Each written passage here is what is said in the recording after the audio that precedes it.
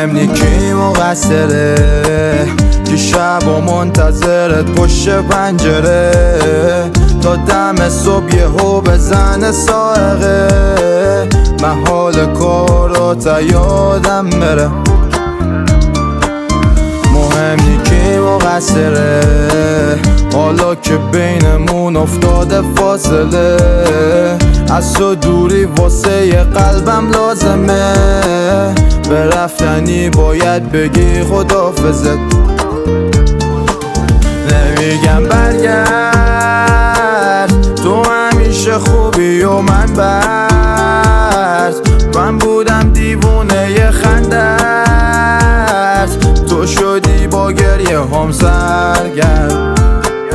قشنگی ولی فقط از دور، واسه قلب من شدی منفور. آخرش شدی برام مغرور، حالا میبینم بود چشمم دور.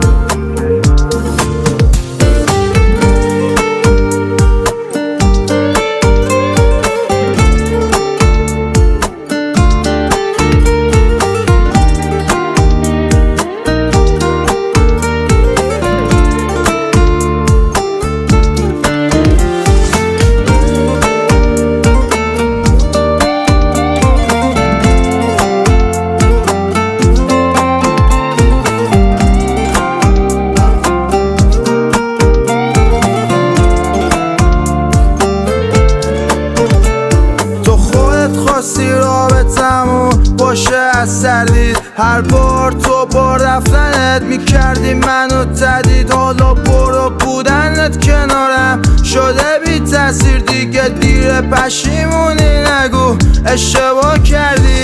سایه به سایت بودم هر جا که میرفتی، تو پیچای جاده یا بعد هر مستی. اگه بی من تو بهتری خوش باش، هجا هستی نزا بیشتر از همیشه برا قریبه تشی. نمیگم برگرد، تو همیشه خوبی و من بد.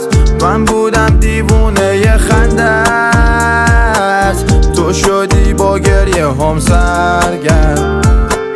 قشنگی ولی فقط از دور، واسه قلب من شدی منفور.